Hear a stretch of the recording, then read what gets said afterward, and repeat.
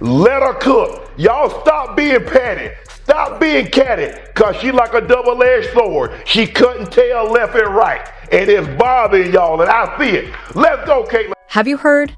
Caitlin Clark is finally taking action after the playoffs, and it's rubbing a lot of people the wrong way. The WNBA and ESPN in particular are not pleased. As she starts fully claiming her value, you can tell it's striking a nerve and making them uncomfortable.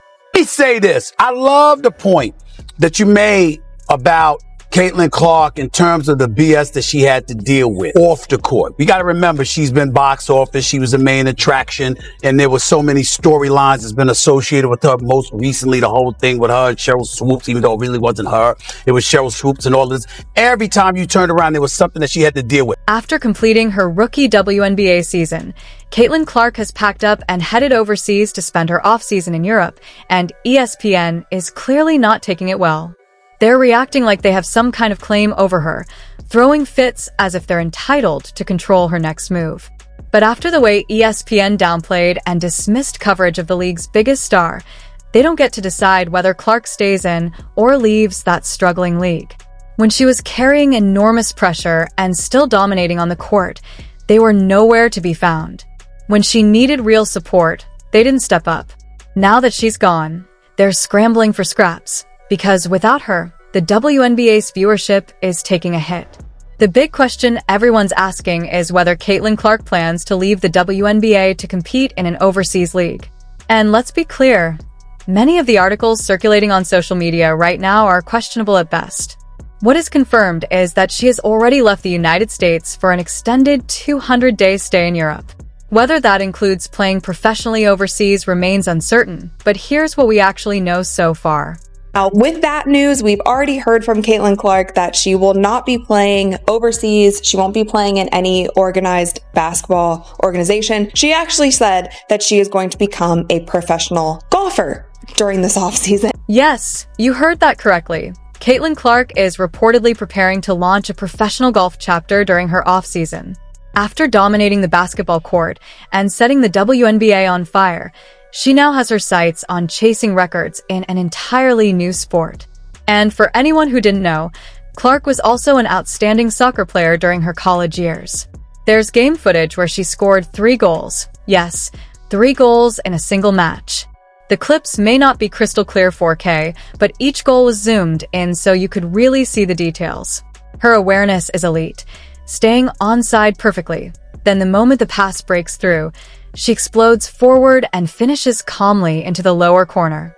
That's what separates her from the rest. Caitlin Clark isn't just a basketball star.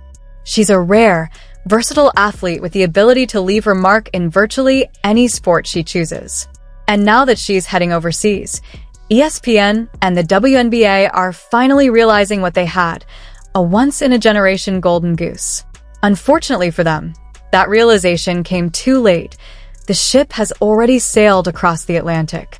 Instead of owning the fact that what really was their objective and what really was their agenda is that they resented the fact that this young lady who came into the league, took it by storm, and drew in a level of attention that they weren't able to draw. Considering how poorly the WNBA and many of her rivals have treated her this season, the real question now is whether Caitlin Clark should remain in the league or move on to a better opportunity in Europe or elsewhere, just like many players before her.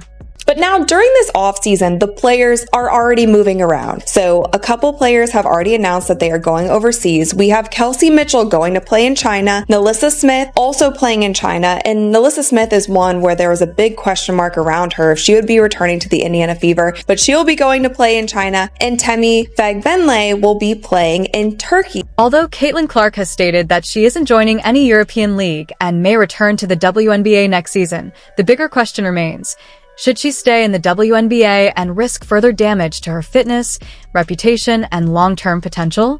None of it addresses my point. My point is, she's the golden goose. You have been clamoring for attention. You've been clamoring for more cachet, fair and equitable treatment, chartered jets, weight room facilities, dollars, marketing opportunities, etc., etc. Wherever Caitlin goes, her fan base will follow.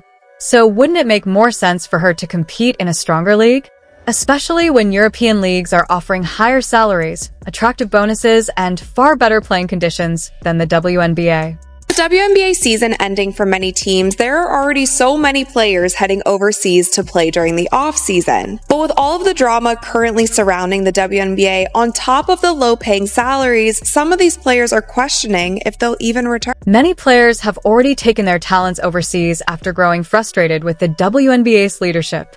One example is Seattle Storm forward Gabby Williams, who openly criticized the league's low salaries and limited promotional opportunities. Instead of addressing her concerns, league officials did nothing to resolve the issue and chose to ignore her altogether.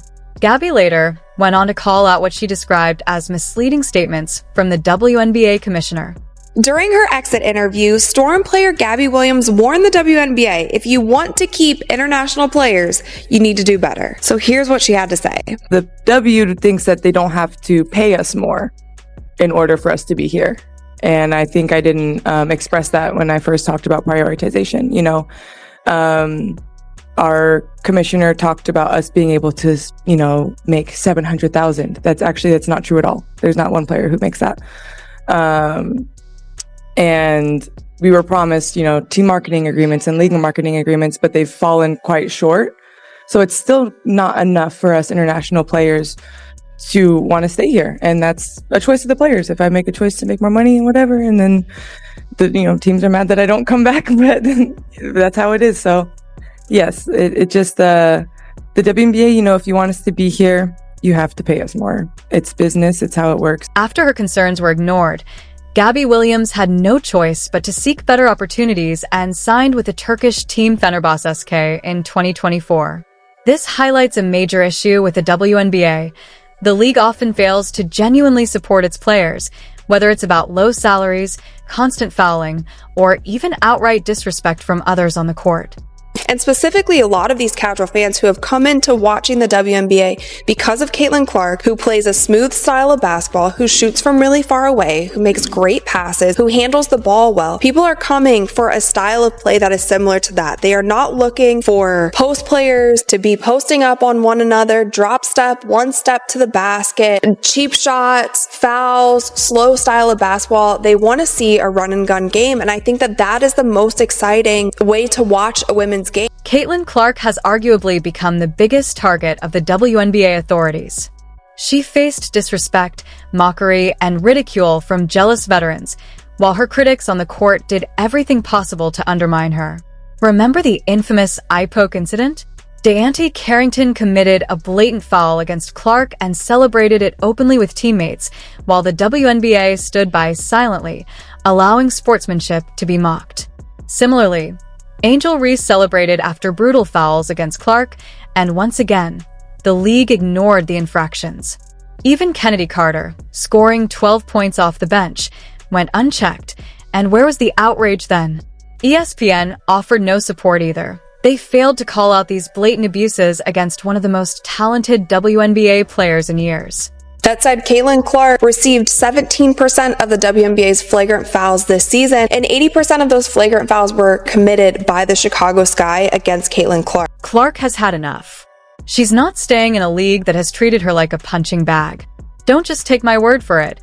Look at the sheer number of fouls committed against her this season. But we should have been giving her the credit. We saw the ratings. We saw the merchandise sales. We saw the attendance. But y'all want to make it about something else. Oh, what about the women that laid the foundation? What about this? What about it? That ain't got nothing to do with Caitlin Clark.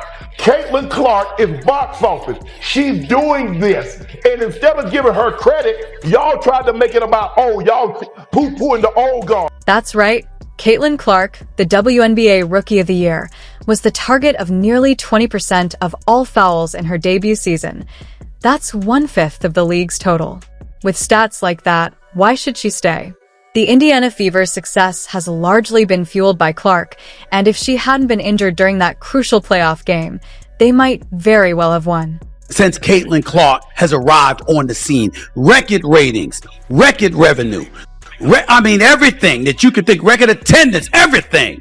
They've never had it before. Caitlin Clark has faced relentless physical play and nearly 20% of all fouls called against her this season, yet the WNBA and ESPN largely ignored her. She transformed the league, selling out arenas, boosting ratings, and beating Hall of Famers, while taking hit after hit with no support. Now that she's had enough and is stepping away, the league is finally scrambling, but the opportunity to build the WNBA around its biggest stars passed. With Clark gone, viewership is already dropping and questions remain. Where will her talents be truly appreciated, and can the league recover from losing one of its brightest stars?